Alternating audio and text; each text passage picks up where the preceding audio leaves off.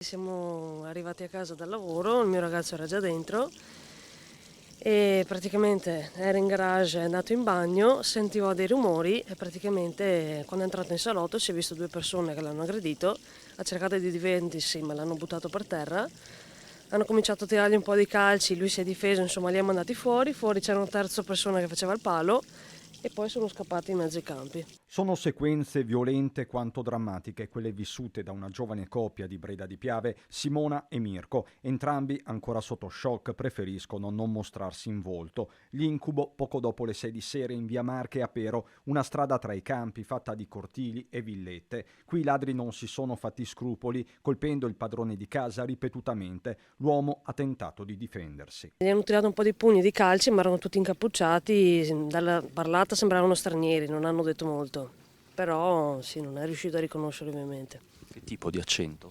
Sembravano africani, sì, comunque con la pelle scura, lui ha visto un po' di pelle, sembrava pelle scura. Sul posto arrivano i carabinieri, un alert specifico viene pubblicato anche sulla pagina social Furti in corso. Alla fine a sparire è una colanina che si trovava nella camera da letto messa a soqquadro. L'uomo ha riportato delle lesioni superficiali. Scosso, adesso comunque è pieno di botte e sì, poteva andare peggio per carità. Tanta paura sicuramente perché non siamo tranquilli, infatti questa notte l'abbiamo passata in bianco.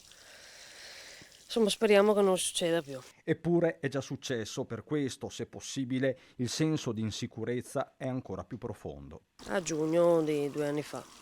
Era di notte, sono entrati, hanno messo sul quadro la cucina e noi eravamo di sopra che dormivamo.